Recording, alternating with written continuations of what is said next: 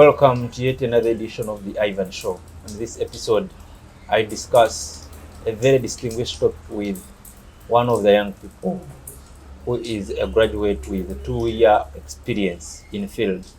But most importantly, we are going to discuss the life students take at campus and their experiences, then how they transition into life of independence. And then, as we wind up the discussion, we are going to bring in how young people can do entrepreneurship and again engage in politics, whereby we think that by engaging in politics, their voices will be represented and heard, or even they will influence the policies. I'm Ivan Undeniably, and my guest today is a very distinguished, outstanding young lady who was a leader during her university life. Welcome to the show, Madam Sarah, and thanks for allowing to speak to us. I'm honored, Mr. Ivan. Yeah, Sarah, it is a privilege to have you on my podcast, and I feel your experience and your insights on this topic we are going to discuss will offer a great deal to the viewer out there. For starters, right away, how did you find your life at campus? And what that major characteristic that defined you as a university student? Okay. Thank you so much once again. I'm really honored to be part of the broadcast today. First and foremost, I'm Sarah Nyalwa, a Woli.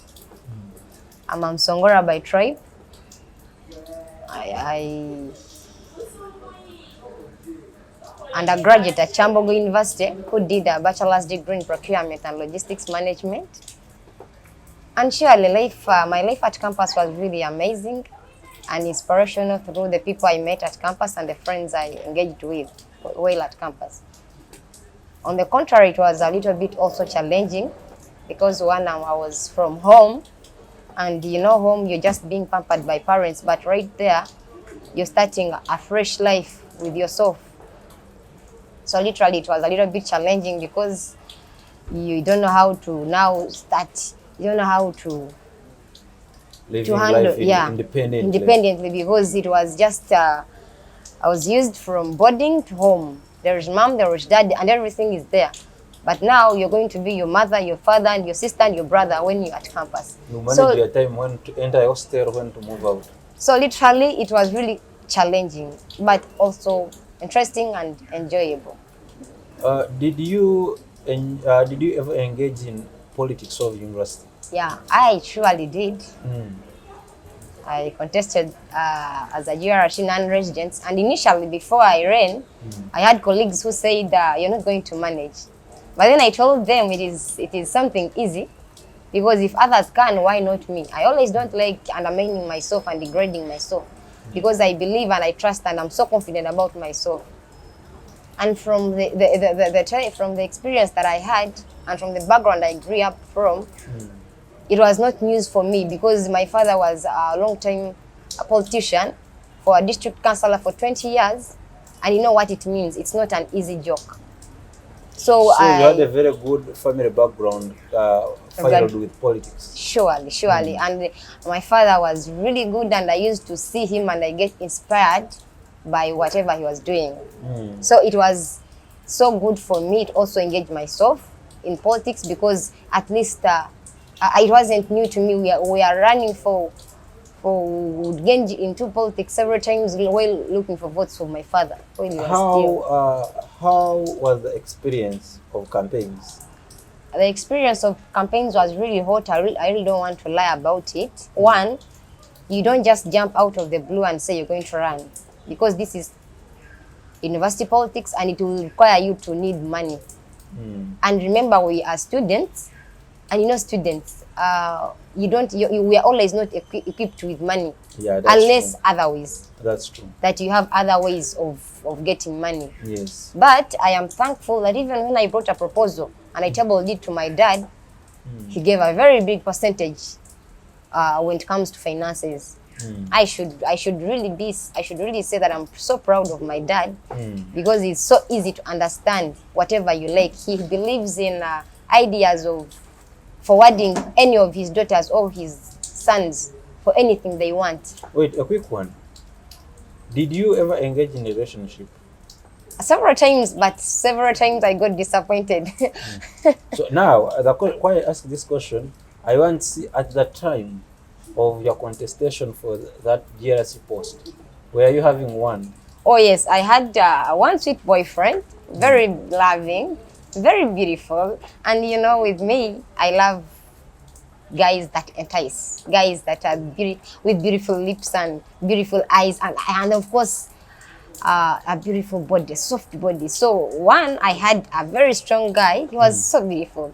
But then, I don't know how relationships end up just like that. No. Now, yeah, he was okay, and you had a strong love with him. Yeah. Did he help Yes. in campaigns? Yes, actually, him and my dad were my strongest pillars in my running for politics. When it comes to finances, because when he also has this thing of even when he didn't have much, but he always wanted to push up for something that you believe in. He was also a student. Yeah, by that time he was a student at Kyambogo University. Oh. And a fellow Msongora like me. So he really. So you are tribalistic in your relationship? Not really. Not really. I'm not trying to say I'm so much into when it comes to dating, but then I also segregate when it comes to dating, because you know, with dating it depends on the values and the norms that you believe in. Because I cannot really say I'm going to rush into a Uganda when I don't know how Uganda believe, what they believe in. So it becomes so easy for us to communicate when you're at least with someone that is a little bit of your tribe or maybe related. Because even when you and you know, the most important thing in a relationship is communication. If a relationship fails, it is one of the reasons that will make it fail is because of lack of communication. So that's true. Sorry. So I imagine myself dating. I'm giving an instance, dating a Uganda, and I had this perception of when I was coming to campus Uganda, so too much of they are not reliable. I'm not trying to hit on Uganda, but they are not reliable. Now, what experiences, or what is that outstanding experience do you still remember in your campaigns and life at campus? Okay, the most one is I gained social capital that of which I didn't have in the first place. Yeah. Secondly, it added on my confidence. It added on my knowledge, on my way of viewing life. I met new friends from different backgrounds, from different schools, from different whatever. And they made me, some friends became part of my permanent life. That even when I have an emergent situation, this permanent friend I met at campus can become so easy for me to approach than someone I had known for a lifetime. So literally, I can say I gained a lot of social capital from my whole campaign. Another thing, I also gained I gained friends. I gained like. Oh, Sarah, how did your life in politics affect your studies? Because I know somehow you dedicate a lot of time to canvassing votes than attending lectures. True. One thing I know about anything in life is that anything that you want may not affect what you already have. It depends on the perception that you believe in, because by the time when, for us in Kyambogo, when you are contesting, there was a special case for the all honorables to most understanding lecturers. In cases of when we had big campaigns, most lecturers, it was like a principle. Most lecturers would make it a little bit considerate to some people who are contesting, because you'd find that you're colliding with you have a major campaign that you cannot now, like a day of nomination. I remember it was nomination day, and I had a test on that day. So when the lecturer came in, he asked how many candidates are in here and they have contested. So they listed there are only 2. So he said, apart from the 2 candidates who are contesting, others, anyone who is going to miss this test, I'll not compromise with you. So it so didn't. you were given somehow. Yeah, I was treated fairly. Yeah, surely I was treated fairly because they also believed in leadership. University wouldn't also go without leaders. Oh. Yeah. So you finally graduate in 20. Actually, I had so many things along my campus life because I graduated when I was a leader. I graduated when I had given birth. So literally, I took home 2 degrees. You graduated with a baby. Yeah. And with a transcript. Yeah, that same boyfriend who sponsored my campaigns. So we went so deep. I don't know if he was paying for his money, but we went so deep that finally I conceived. And by the time I conceived, of course I loved the man and he loved me back. So there was no option of aborting my baby. So the only way was for us to take up the baby, embrace what had already happened. You and must we have didn't faced challenges with the pregnancy. so much because when I realized that I was pregnant, I started eating a lot. I ate a lot, and I can imagine because he was also he was also a student, so I was over demanding so much. You can imagine when you're over demanding and the man is not yet too ready, but because of the love, he's still provided. How old is your baby now? My baby is 2 years, a very handsome boy. I'm so proud of him. He's Mr. Polite. All right. So, how did you, after graduation, we graduated in 2022. Yeah. Yes. How did you transition from the student life to the world of employment with its challenges in Uganda? Okay. You see, for me, it was a little bit different for me because, like I told you, I graduated with 2 degrees. Yes. So literally meaning that when I finished graduation, because I remember at the time I graduated 2022, that was December 13th, my baby was 5 months because I gave birth in July. Yeah. So literally meaning that my baby was still very young. That at the time I finished graduating, I didn't have the thought of going to work because I had a very young baby. You had a work to do for. So what does it insinuate to you? It surely tells you that I had time. I wouldn't think of work immediately. So what I did was to first mother my kid. For extra like 5 or a year? No, I did it actually for a year. So the whole of 2023, last year? Actually, the whole of 2023, I started working in 2023 September.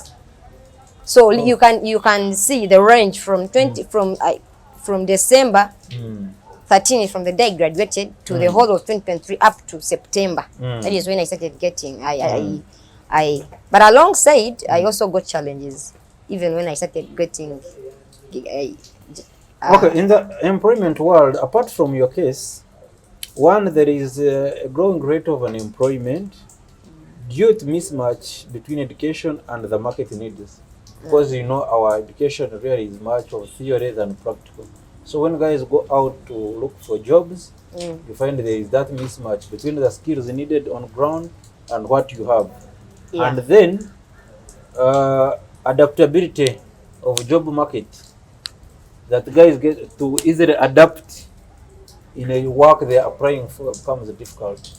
Okay. How do you find that a very frustrating point for other people who finish campus and they face such? The only thing I can say to people who are graduates or who have finished school is to have an exposed mind, to think beyond the box. Because one, yes, you have the books, but then they should be informed that the outside market will want experience, of which you're just graduating with your bachelor's in procurement, but you haven't gained the experience immediately. So a challenge that I faced, me literally, is you enter, you bump into offices, you apply, they don't call you, but you now say, let you be serious about getting work. So even when you reach into different offices, people will ask for experience. So I always ask myself, how do people want us to get the experience if you don't want to give us the jobs? Very good. Okay, fine. If you don't want to give me the job as a starter, what I would really think is maybe take me in to gain the experience. Don't pay me, but you can give me less, because you can imagine this is Kampala.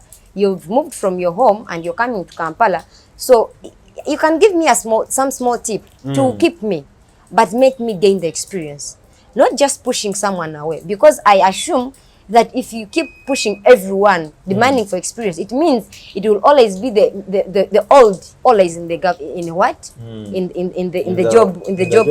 job sector. Yeah, so literally meaning that it doesn't give us the youth the capacity to show out what we learned, because we are not given chance and opportunity. But I would believe if it would be that they attain us, or they retain us from where we do our different internships, retain us, make us attain the experience that you want. Even if the pay is less, but at least that experience that you people always seek for when we are seeking for jobs, make us that you make sure that you keep us with it. Don't just kick us, training on job. Yeah, don't just kick us away. Because if you kick me away and then I go to another place, you remember I did my procurement, they also kick me away. It literally gives us that we are going to continue meandering around the streets for years and years, and becomes so challenging to us women that you find you are a woman, you need to work on yourself, because you can see from my beauty, I would really need money to maintain myself. So, but don't you think this aspect of gender equality is now greatly affecting men? Because now women are given extremely added advantage to job market, to everything almost. Now, don't you have your OBs or your classmates you had at campus, boys, who are seriously still struggling with life? One thing I have to inform you or let you know is one, that the opportunity of job is both to either woman or men. Why? Because you remember that even women are right now in Uganda also in big offices. That's true. So it literally means that if we are two people, it's me with my friend, I'm going to use either Chris or Mark. We are two, we are going in an office, and it happens that we bump into an office where there is only a woman. It means a woman will be attracted to give Mark the job, but not me. So what am I trying to bring out onto the table is the job market is affecting both sides. Because if that very scenario, if we got two people, a woman and a man, so the madam sees it's now a man and a young beautiful girl, she will automatically give the job. On the contrary, it will also be the same issue when we got two people in the search of the job and we bump into a man's office. It will still automatically be that a man will give me a job.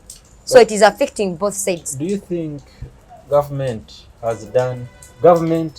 and the private organizations have done enough to see how to curb down the issue of unemployment? Because I feel absorbing of university graduates at a small extent, yet the universities produce a number of graduates every year. Even now, universities have already started giving out graduates. I really feel, to my perception, I truly believe that the government of Museveni has really positively affected the youth when it comes to job. Positively affected? Yes, I want to be clear with my words because I know what I'm talking about. It has positively affected the job employment. To my perception. How? Now I'm coming. We need scientific evidence. Yes, now. You see, when it's, I took business, right? So I am giving a scenario whereby it's a structure of an organization. And it's your father who is the boss. But your father is the boss of that organization. But remember, he has different workers. And he has the HR, different departments. So literally meaning that your father is just the owner, but he's not he's the owner of the whole organization, but they are those responsible of job employment. You get? That is a meaning to when it comes to the case of HR, human resource management. So literally, your father will only come to monitor, but he will not go deeper into, because he fully entrusted everyone in different positions. Let it be the accounts department, let it be the human, let it be anywhere. So he will not come to say, now I'm the owner, I have again work in the department of accounting or HR. You see, Sarah, when you look at the department of teachers, the government has recruited in 2019, going to COVID. Since then, universities have been producing teachers. Where now, where are they going to go? Those teachers. Okay, Ivan, I want to inform. I'm just giving a sample space. Yes, I can see where you're going, but then, just like the way I told you, initially asked me a question that should university graduates expect, even when they have the degree. One, I initially told you that they should fully first expect to be exposed and gain the social capital. It doesn't necessarily mean that if you are a teacher, you will cling yourself or stand still on your on what really you studied.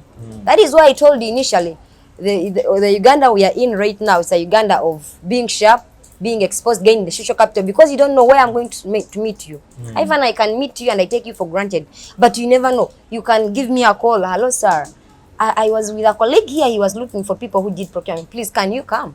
You get what am I trying to insinuate? People, when you brought this scenario of teacher, they have taken 2 years without recruiting.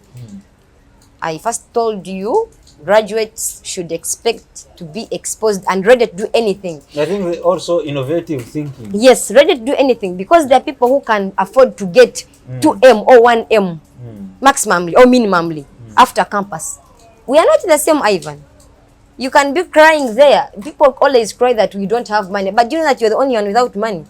I always tell people, my colleagues, that whenever you're crying over a situation, just know you're the only one in that situation. That's true. When I'm from here going home, I pass via Chadondo and I see how people are eating money there. You see? So you wonder how people earn the money. But I'm telling you, the situation of poverty is only about you. It's not about everyone. You be there crying of having 1,000, but you see a Land Cruiser, new model. That should concern the government, because young people in a country, really, literally, they should be engaged. Let me tell you. You see, people always want to put the whole blame on the government. But what do you mean by the government? Now, the whole blame always goes to the president of Uganda. No. He's the one in charge. No. Just like the way I told you, the president is the structure of the nation.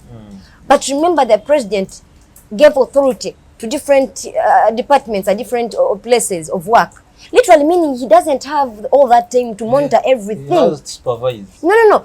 That is why he put you. Ivan, when you say he has to supervise, it means you don't know why you came on the job. Let me tell you, Sarah, failure to supervise will create excessive corruption, which we are seeing. So as a supervisor, you appoint RDCs, they should supervise. So it is your responsibility. So the whole blame goes back to Museveni, or it goes to the RDCs? Now, let me tell you one thing you need to know about life. When Ivan, we are appointed in 2 different positions. One, there is what we call job description on when you're being given a job, as in the business language. When you're coming on the job, they give you the description of everything that you should be aware and what they expect of you. I don't know if you're getting my point. I'm just getting so if the president has appointed the RDCs to supervise and know what is affecting his people, it means it's now about the RDCs to know what are the requirements, why was I appointed. You should be informed of the job description of why you appointed as an RDC. Can I give you an example? Yes. When you look at a football club, why do you think they appoint a coach and one thing is failed to work out, yet he's not the one in the pitch praying, he's the one being sacked? Okay, I think so, because he's the overall. But the same way the president of the country is the overall. But let me tell you, failure for you to practice. If, for example, I'm a coach of the team, and I'm calling my players on ground to come and practice, do rehearsals, and people are not they're not responding to what, or maybe why they are called onto the team. surely the blame now there, it means it has to be with the management of the coach, either to sack people who are not fully responsible and respecting him as a coach, or to keep them on the team and they fail him. Literally, meaning that I sacked everyone, but things failed. No. Keep sacking until you get someone who wants it. Oh, all right, Sarah. Okay. When you look at the political landscape of this country and the involvement of young people, do you think it is ideal for young people to engage directly to the national politics? Because we have seen literally universities now act as a necessary bed of young leaders. Yeah, I surely believe, because for my case, I surely know why the youth should engage themselves, because I'm a living testimony, an example of one who ever engaged herself in politics at my young age, either in small places, at like associations of my tribe or what. At the university, I was a GRC for non-residents, leading the old people sleeping outside, and so I know, because politics. The old people were sleeping in Banda, Chireka, all those the people. one in charge. Yes, I was the one in charge. So I surely believe that yes, as the youth, we should really engage ourselves in politics, because one, politics is not all about a game to come and joke with, like the way I see this Bobi Wine thinking that it's one day they wake up and they want to just become the president of Uganda. What has Bobi Wine done wrong? If surely I can ask you, where did Bobi Wine get the inspiration of being a leader? He was a leader in the ghetto, a ghetto president. Okay, so if you are for so many years, over 20. Then from there he went to Parliament in 2017 by election. Then from there he contested. He wanted to take on the mantle of presidency, and he was having very experienced and seasoned politicians. From where? From campus or from ghetto? No. Even campus. Campus. What was he? What was he doing? If maybe you are a friend to Bobi Wine and the whole family, what was he? Well, I just also read the public information that I find. No, sometimes it's all about people enticing the public, but go deeper and know. Because me, so what do you think Bobi Wine is lacking for him not to contest as president of the country? Surely, the money is the lawyer. No. I even have the source that the lawyer issue. He rigged and he failed papers. Do you have evidence? They're going to sue you. It's not about suing. I have a very rich dad based out there. He's a very rich man. No, he's rich, but a law does not know money. No, my friend, we have seen. A law does not money. My friend, law is a law. My friend, we have seen scenarios whereby those people of Noop doing fake scenarios, and they are just trying to. We have seen so many scenarios. So now, I want to tell you or inform you, or maybe you should also inform me that the person whom you think is inspiring you to be a president, me, from the background I have seen and I've known and I have researched about him, he has never been a leader at any public university. And we believe, because at campus we have this. Must you be a leader at university? No. We surely believe that for someone to truly engage yourself in politics should start right away from your childhood. But you remember, when someone engages herself or himself in the political career at the university level, it means you're showing now your maturity, how you reason, because now university it is now leading like people who are. Do you know reading people in the ghetto? Those people are always even no, actually even for 20 years. Leading people in the ghetto is very easy, because ask me why. Why? I am going to come with my 500, just 500, and then I give someone 2K for warrage. That is why I'm telling you, it is very hard to lead a team that is very distinguished and recognized. Ivan, just take a scenario whereby I'm going to come and try to corrupt you with 2K. Will you really accept it at your level? Just look at yourself with your beautiful wife, with whatever you've gained in life. Will you really accept a 2K bribe? Now, it's now a question of sometimes ghetto people are the most easy people to lead. And that is why it became so easy for him to lead the ghetto people, because it is easy. I can give you 1,000 and I lead you. That's what NRA people do during campaigns. They make people run and they give them 1K. It is okay. Now, do you know that it is a will?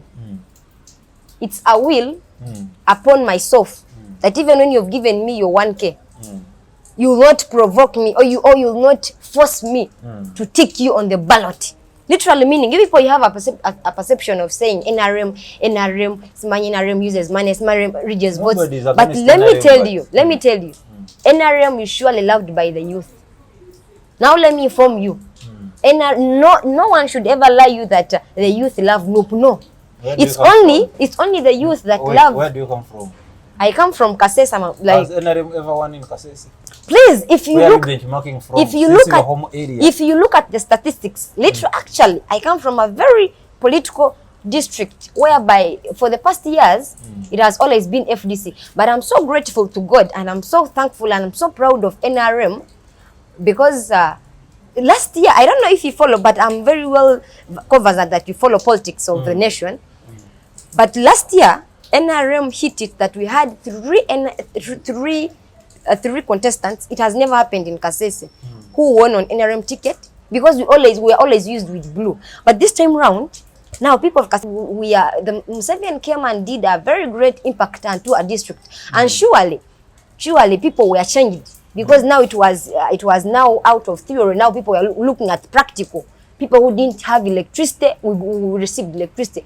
People whose roads were really, if you go in Kasese right now and you look at the way how roads, the road infrastructure is really beautiful, my friend, you will really thank and say, now, why shouldn't I cast a vote to any NRM leader? Do you think NRM has provided adequate platform for young people to really engage and free practice politics? I surely believe and think with concrete evidence that NRM has given platform to everyone. Actually, NRM better even gives platform to even opposition sides. You've always seen those people changing from their political parties to us. Why? Because we always want to give people a room to first go and test, see, and then later on they will believe that what we tell them is really the reality and the truth. That for us, we don't only just use the vocal and we stop it at that. No, for us we use even practical. That if you don't believe in the theoretical bit of our vibe, we are going to use the practical bit, and we give you money. We give you, and that money is not to bribe you. That money is just to make your life good. Just to make your life. It's just like a friend, a colleague giving you 100.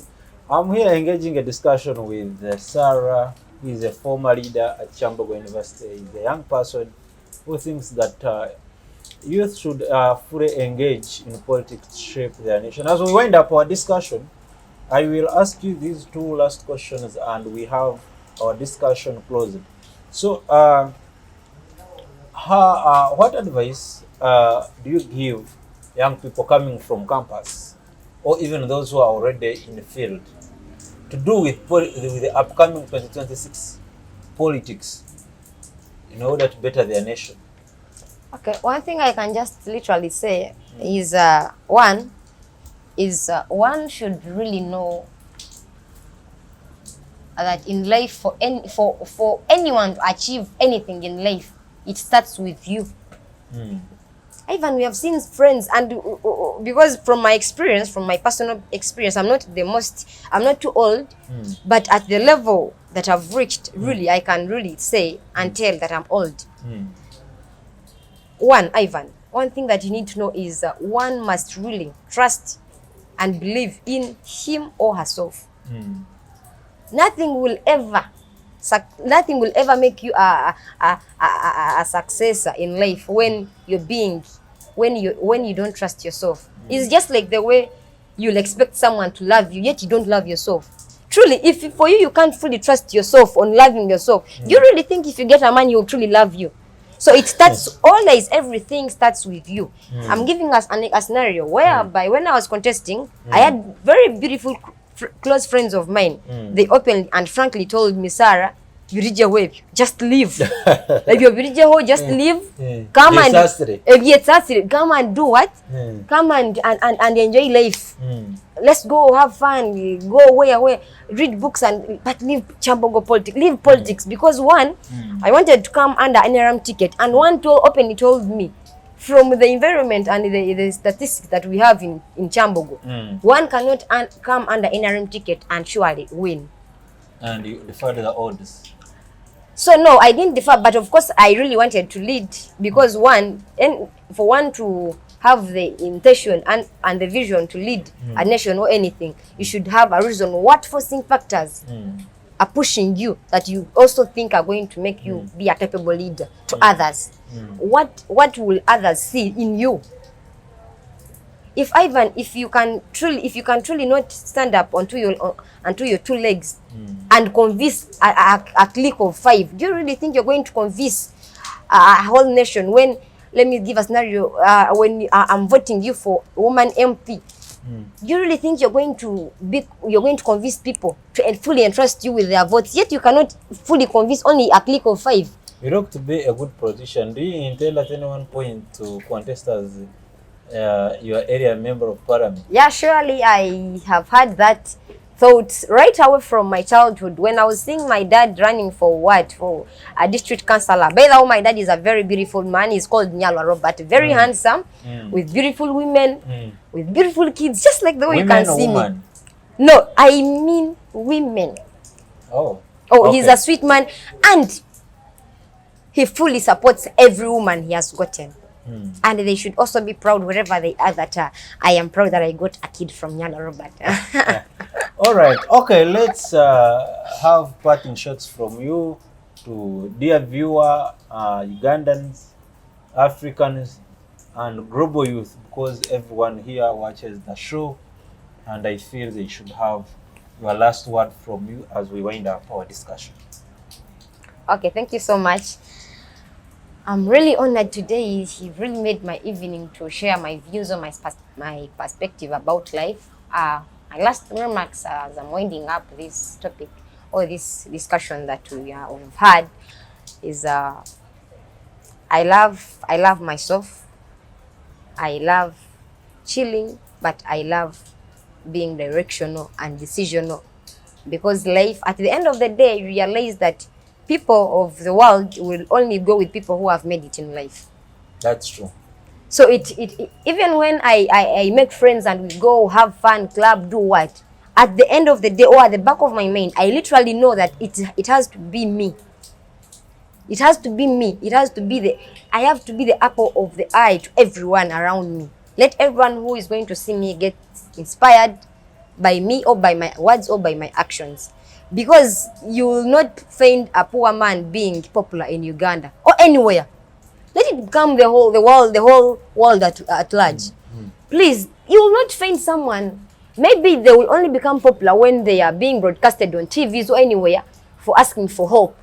But then why should I wait for myself to really go and really be waited to be broadcasted on TV that I'm the most poorest person? So my point literally is, it's always about you. Think about yourself. At the end of the day, people will want to look at people who have made it in life. And how do you make it in life? It is about now. My dad always tells me, I love referring to my dad because he's an inspirational to me, he's a role model to me. I've always seen, and the reason why I love the government of Museveni is because of my dad. In my language, they say, akati, omuti, nebakaineka, kachirikabisi. You cannot straighten an old woman, beautiful cores and values. Or you cannot straighten a mature man, beautiful cores and values when he has grown. You only do that when you still have the capacity and the capability to do it. And it's only when that kid or that child or that man of yours is still a kid. Because when you've sinned or you've done something and it's not tasting your father or your mother, he can just get a I don't usually expect my father at the age where I am, even when they say kids don't grow in their parents' eyes, but surely even I'll not expect my father or my mom to get a chiboko. Nkusara nyenda kutera hati yabokuba tuwali sente ninga setura nyana ninga tuwakora chile. Thank you so much for giving us your time and for your insight. Before I'm forgetting one thing. Yes.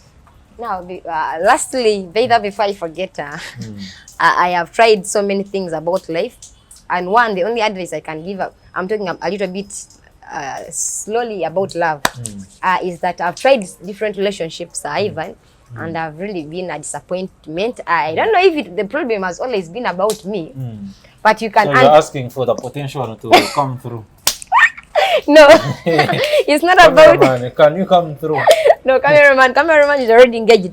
So now, what I've chosen about, what I can literally give to the young people outside there is who are facing a similar scenario like mine, because you remember what you're going to be broadcasting very soon from now. Yes. Although right now is not the time to say about it. But one thing I can really tell the people, the youth especially, the youth out there is trying love kanga banzo jums ogirjaho omanye ekyo kyayanga. Why? To give you time to rest and breathe and heal yourself. Then when in the process of healing, then you're also concentrating on what is going to help you.